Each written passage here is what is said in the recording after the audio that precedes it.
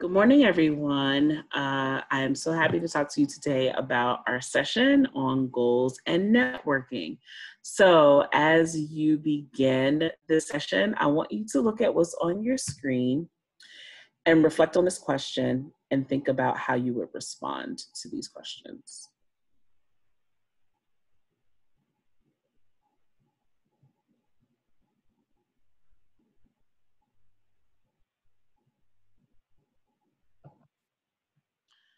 So today we're going to be talking about you being your best asset.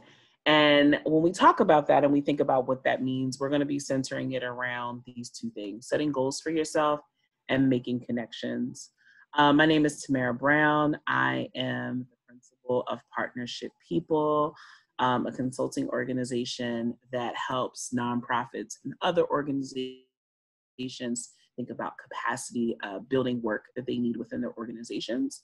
And I'm also a huge advocate of national service and do a lot of work with the Corporation for National and Community Service and organizations that support great programs like AmeriCorps. So I get really excited when I talk about things like goals, because in a world where, especially now, where we are moving through the day-to-day, just trying to get through the day-to-day, it's always helpful to take a step back and think about, where you are now, but also where you want to be as you're thinking about your future, and not getting stuck in the day-to-day, but instead starting to think about, what does my day-to-day look like 3 to 5 years from now? And I like to start with this quote from Laura Casey, which says, all those things that you've wanted to do, you should do them. That should be your North Star, thinking about all the things in life that you are excited about, you're passionate about, things that may feel out of reach, things that may feel close to reach, but you just haven't made the time for it. You should think about all those dreams and hopes that you have and do them. And today we're going to talk about some tools that I have found helpful in working with other folks, and working with, new recent college graduates or new to career people about setting goals and achieving. So here are our objectives for today. So we're going to get excited about setting personal goals. We're going to learn a framework for setting personal goals, holding yourself accountable. We're going to highlight strategies for networking to meet your goals. And then I'm going to walk you through a practice writing protocol for writing a personal goal. So again, a little bit more about me. And I like to always start here because it's helpful as we think about networking and what it means to actually network.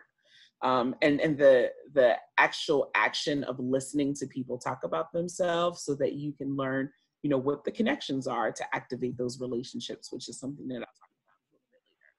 So I'm from Pennsylvania, but I live in Delaware. Two words that I describe myself as are genuine and resilient. I first see myself as an individual and very selfishly, wanting to do things in life that make me feel whole as a person.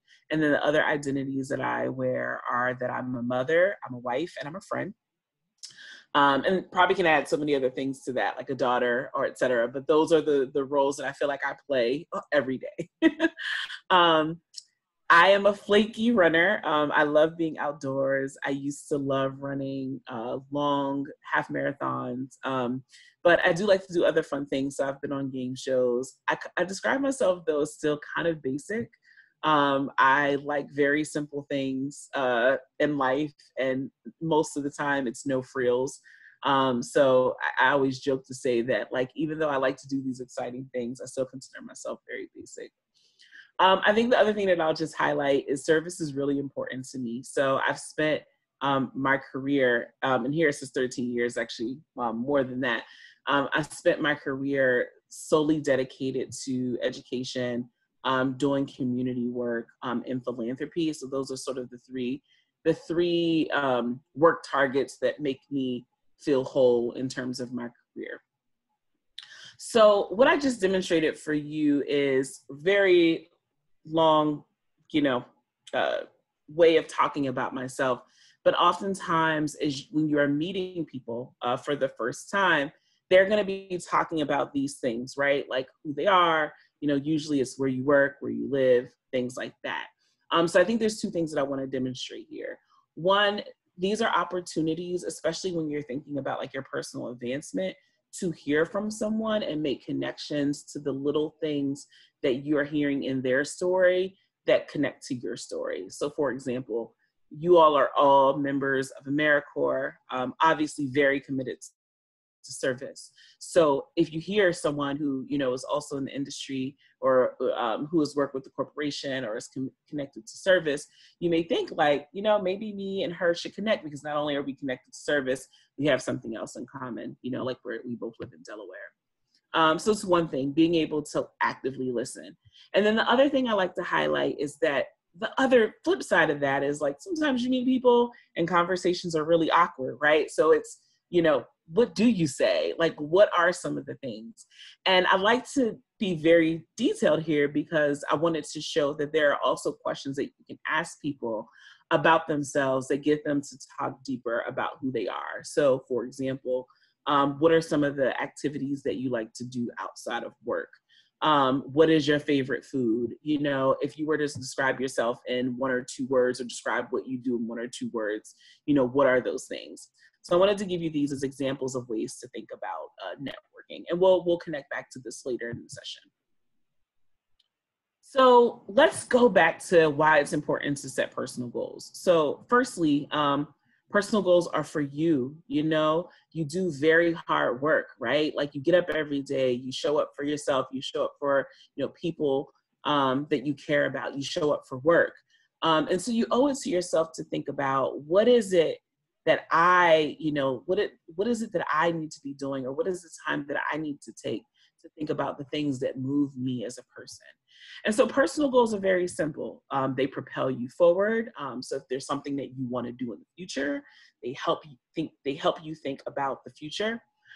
They help transform very insurmountable things, right? So these big ideas that you may not think that you're able to accomplish, to walkable hills. So, how do you take something that is like really, really far down the line? So like, for example, buying a house, what are the goals that you need to take, like improving your credit, doing your research on your neighborhoods? What are the small goals that you need to take so that you can tackle that big insurmountable hill?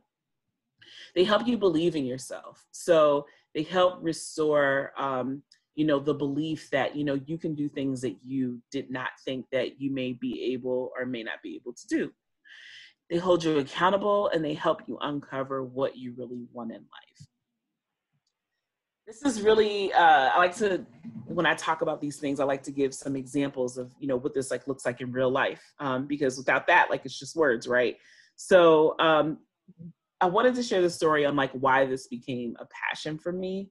So a couple years ago, 4 of my friends that were not connected at all, we were all just having conversations. We were beyond our quarter year crisis, but we were sort of at this next place of like, what is next for us? And I feel like that comes along like every 4 or 5 years, no matter how old you are, you're always taking a step back on what is it that I want to do.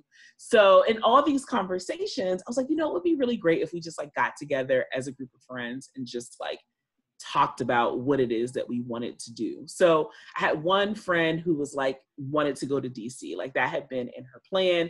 She had been thinking about it for years and, needed to start to make the movement to like actually move her life from Delaware to DC.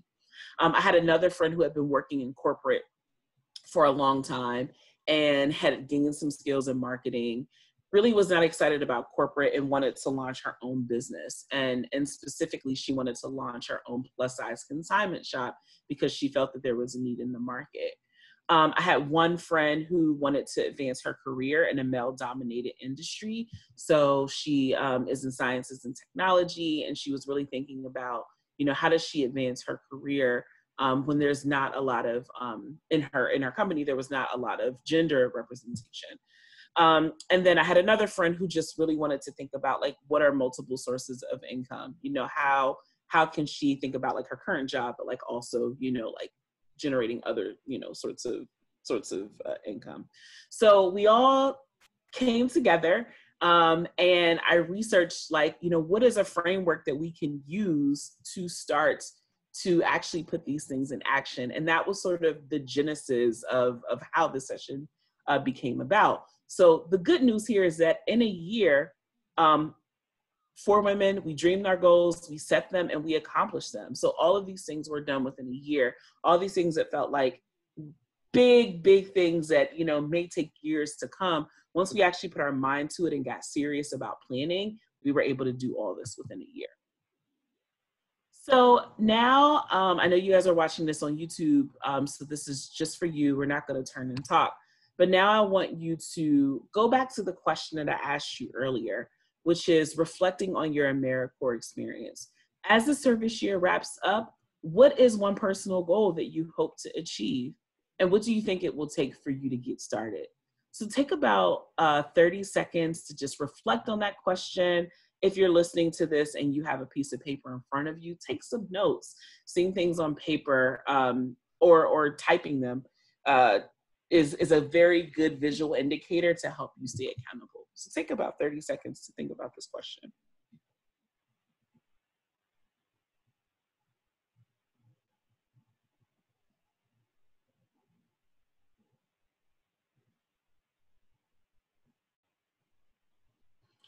And as you begin to wrap up some of your thoughts, we are going to be moving into the personal goal framework. So while you all have access to this video, I encourage you at this time, if you don't already, to have a piece of paper and a pencil to take some notes.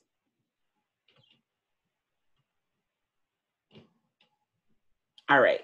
So at this moment, you should have an idea of a personal goal in your head, right? Like, you may not have the full language, but you should have an idea of what a personal goal is that you want to achieve after service.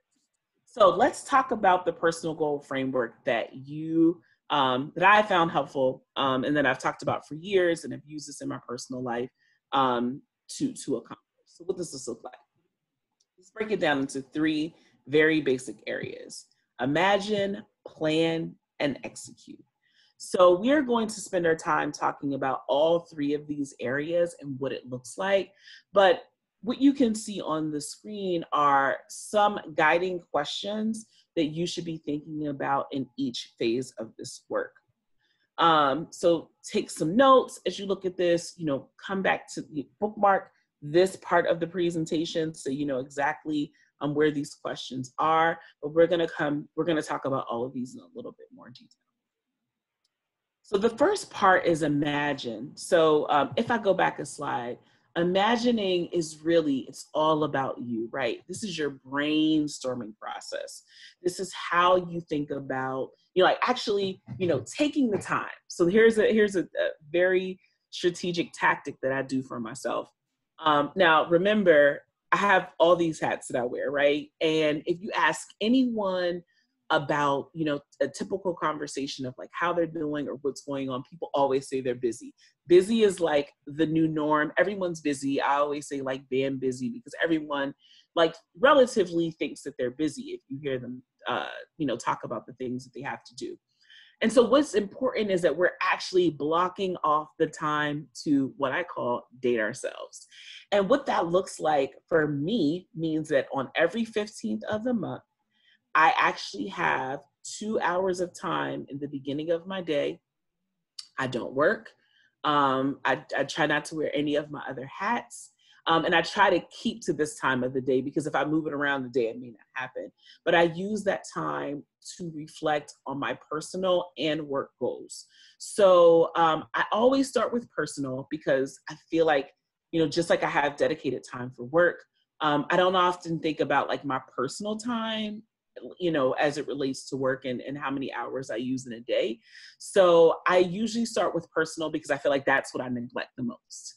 So, and what this could look like for you can be a lot of different things. So here's some examples. If you have a vision board, looking at the pictures on your vision board and seeing like what is inspiring you for that month.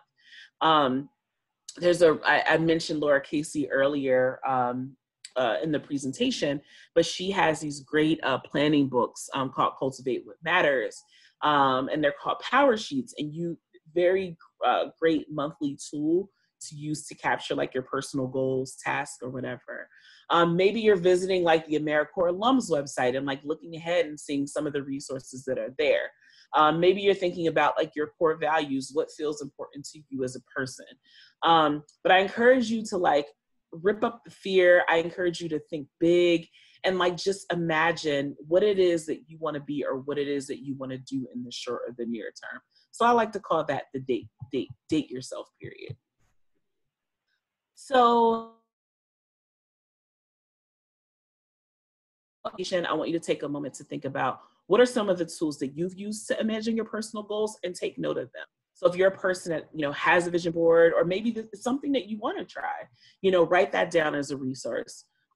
If you're a person who picks up their cell phone and just like goes into the notes section or the reminder section or whatever folks with Androids do, and just like write some notes, some tasks, or some things that like help you think about, what your path is moving forward.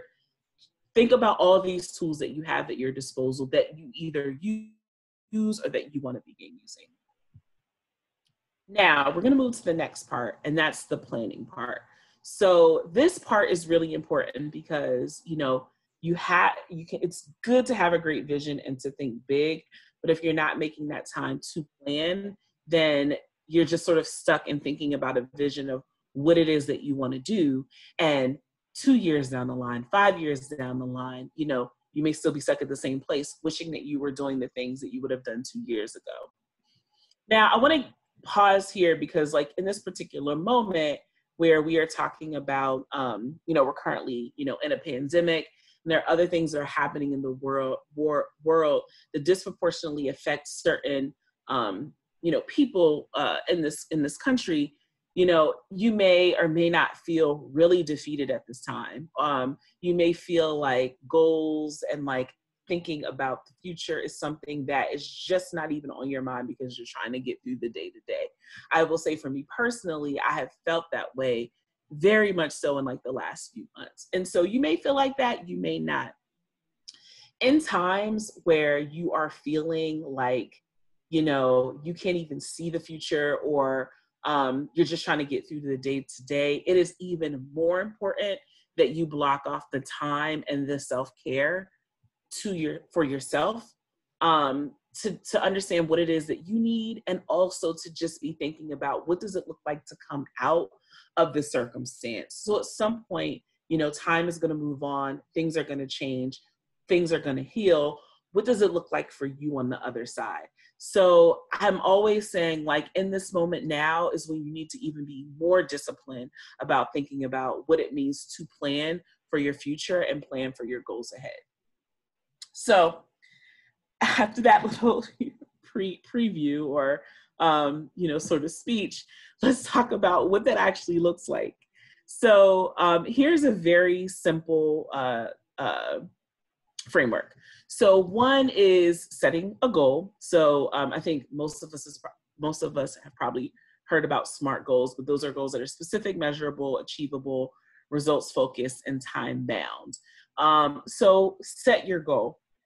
And the example here is that I'm using is that I wanted to, be connected to my local community and join a board by September. And then the next step of setting a goal is like, how will you know you are successful at meeting the goal? So I like to say that this is an important exercise because you don't have to necessarily hit all these things to be successful, but it gets you in the mindset of thinking, what does it mean to be successful? So remember, this is all to help you plan and to start getting your mind in the thinking habit of thinking this way. But it doesn't mean that you necessarily like have to do all these things in order to be successful.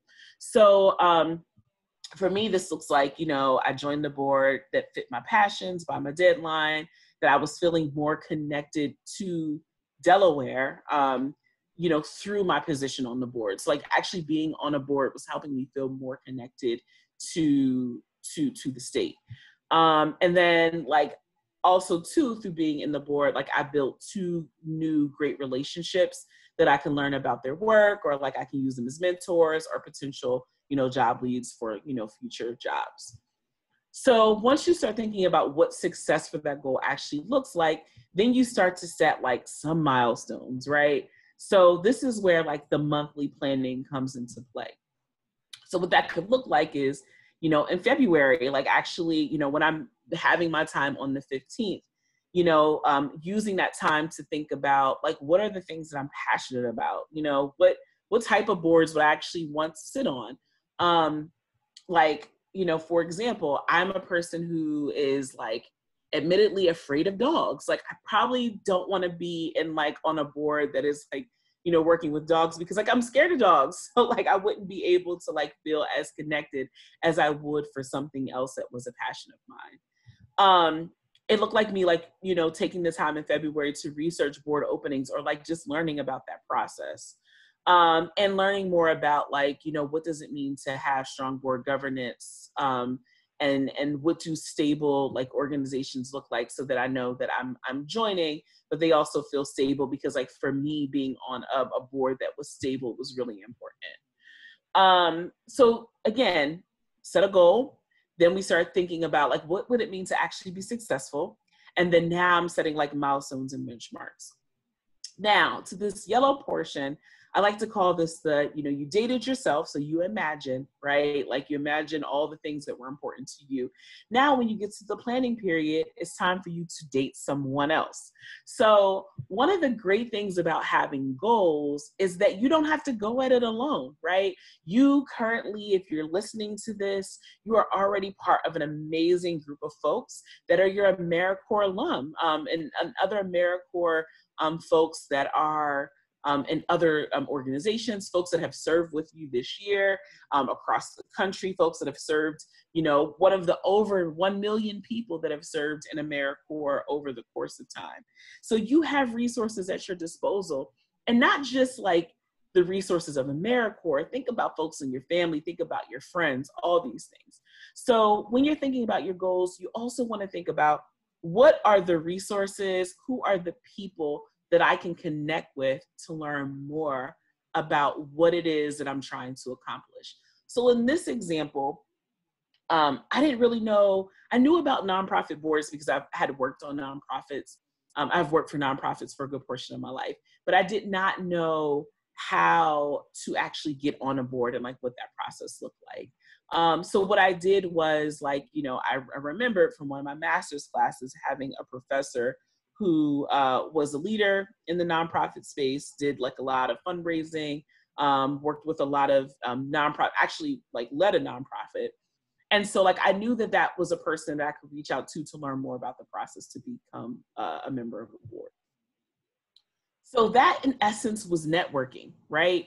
So part of the planning process of thinking about your own goals and not just having to grapple with them in isolation is actually thinking about what does it look like to network with other people, and especially like what does it look like to network with other people in a time where most of us are connecting virtually. So let's take a step back and like talk about like what is networking, because this is important, because so many shifts in like what networking has looked like over time. And honestly, as we're thinking about the pandemic, I've had to think even more seriously about what it means to network in this time where things are mostly virtual. So by definition, and I love this definition, you can look up networking and there's a million definitions out there, but I love this one by Ivan Misner, who describes networking as the process of developing and activating your relationships to increase business, enhance your knowledge, expand your sphere of influence, or to serve the community. And some of the key characteristics of this definition that I love is that having relationships are more powerful than contacts. So back in the day, it was like we collected, not really back in the day, but it was like all about like how many business cards do you have, or who's in your Rolodex, right? Like who are all of, even like as you think about LinkedIn, which is sort of probably the new like business card collection, right? Those are all contacts, right? How many of those people that you actually are connected with are folks that you have relationships with? So That's not to say that you have to have relationships with over 500 people, but as you think about your goals and what it is that you want to accomplish in life, it is important to develop relationships with people who have similar backgrounds, folks that have been successful, and going a little bit deeper. And that requires cultivation. That requires interactions that are steady, growing, and authentic. So what you don't want to do is it's great to reach out to someone, for example, on LinkedIn, and make a connection, via sending them a message. But it can't stop there, right? Because you have to make sure that you're constantly cultivating, these relationships and thinking about how you're working with those relationships to build something that is strong. So I'm gonna give another story and example. Someone is actually doing this to me currently. So in one of my previous employments, I spent some time in Chicago, and I made some great connections with folks there. Had a really good connection with my then at the time manager. And I've always been a person who has kept connections with managers of every job that I've had, because I feel that that's an important relationship to continue to activate. So I check on them at least twice a year. For those that are local, I try to meet with them in person just to connect and catch up, because you just never know when those relationships are going to be helpful. So my manager at the time, more so recently, has decided to pivot her industry, and has decided to go into an industry that feels more personal to her, and what matters to her, which is health and wellness. So currently, she is selling beauty products. And what I've admired about this approach of her, trying to get me interested in her products, is that we are starting this relationship from having an already formed, authentic relationship that was steady, with interactions that were authentic, where it felt you're at this point, I consider you a friend. So when it comes time to sell me something or to get me invested in something, I'm doing it because we have the relationship and I believe in her, right? And so that's why developing relationships are so important. And then the second piece of activating, right? At this time, she's activating this relationship and using it to, for herself, it's a personal gain, right? It's to, enhance her business, right? So she's using the right time to activate the relationship. And so I share this story because this is currently happening to me. But as you think about the power of networking, that's really what it's all about. Having relationships from your contacts, continuing to think about how to make them steady, authentic, and grow them. And then when the time is right, activating them. And this is a give-take thing, right? So if the relationship works out really well, not only are you doing this, right, but that person is also doing it to you, which for me, right, this is coming full circle because she was my manager and now she's actually doing this to me. And it's fine because somewhere down the line, I'm sure I will be moving on to another career and will be asking her to write me a reference or something like that. So when you think about your goals, right? So we're talking about goals, we're in the active planning stage. So we've already talked about how to set the framework. We've talked about what networking means and how to activate those relationships. So then let's think about how do you even tap into networks? What are those? So, go back to your goal area. And these are just a few examples, right? So here are a few examples of, some goal areas. You could be looking for a new job. Maybe you want new friends. You want to get involved in the community. You need life coaching, all these different sorts of things that can be a goal area. Then align them to potential networks that you can activate, right? So what are some of the places that you can go to start to think about how do you actually find the resources or the people within your network? Where do you go? So for example, if you need a new job, you have alumni associations, you have peers, you have all of these, there's some examples of some local Delaware things that are happening. And also I put, T for Temple because I love Temple University. But, you can go to your universities, you can go to any of these young professional organizations or professional organizations. and think about ways to tap into your network. So again, this is just explaining that, look at your goal area and then think about, what are some of the potential networks that align to what your goal area is, so that you can start to narrow down who your contacts are and like who you want to actually start building relationships with for networking. So let's take another 15-second break. And if you have your pencil and paper, just jot down, what are some of the planning resources you currently use or may start to use to set goals? So, do you want to start using a framework? Do you have a notepad? Are you already doing this for work and can use whatever you're using for work for personal? Oftentimes jobs have you set goals as part of a, annual or semi-annual performance review. Are there already structures there that you can just use and modify for your personal goals? You don't have to reinvent the wheel. So think about what some of those planning resources are, and take note of them. And so lastly, on the framework, we want to talk about the execute portion, right? So imagine, plan, and execute.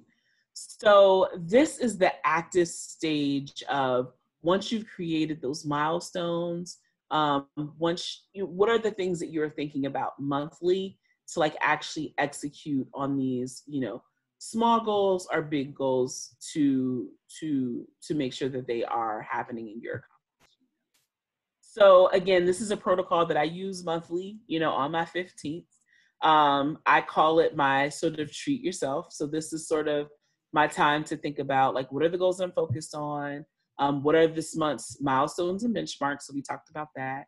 What are the resources? So what are the connections or networks that I need this month? And you don't have to do every month. It may not be this big list. There are just some months where, it's, here's my goal. I'm not reaching out to people, but I just want to know and take the time to reflect that this is still a goal, or assess whether or not it is a goal, right? So this is all just taking the time to think about those things, but you don't have to have a big long list of things to do every month. I also use this as a time to reflect. So any lessons I learned last month about reaching out to people, or about what's important to me, what my to-do list is, and then lastly, what I am going to do to reward myself this month.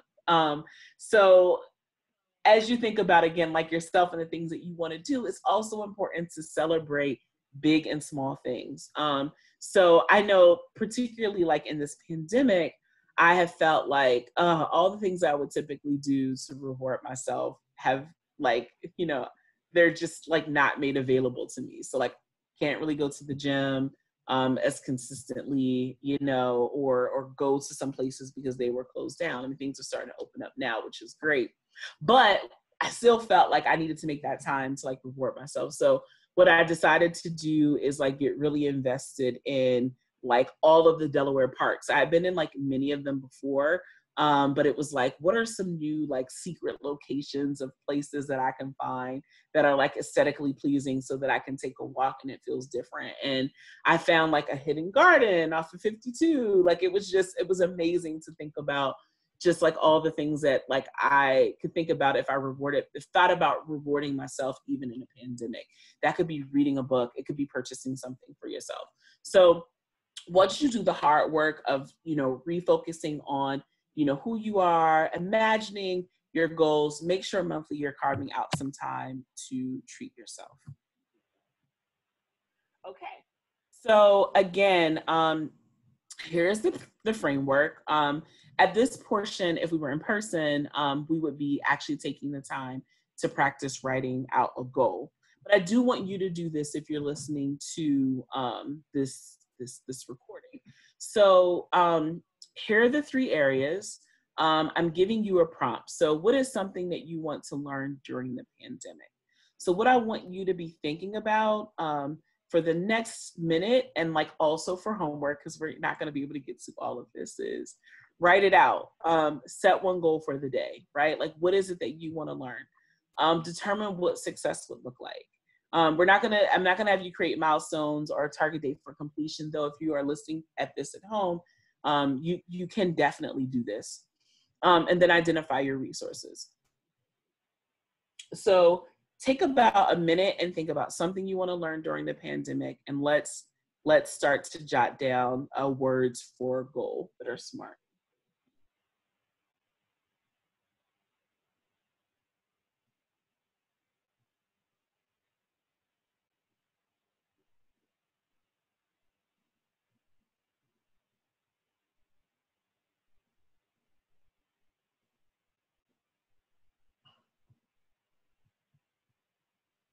All right.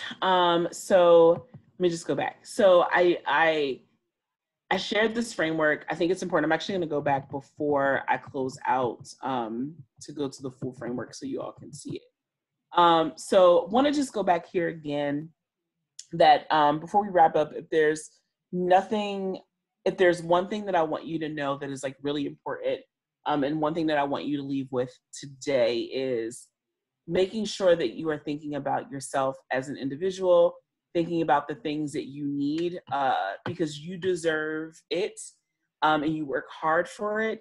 And you should always be thinking about what you need to do for yourself as a person so that you can show up in these other roles and be successful. So you can show up for work, you can show up, personally, whatever hat you wear, wife, husband, daughter, son, whatever other, identities that you wear.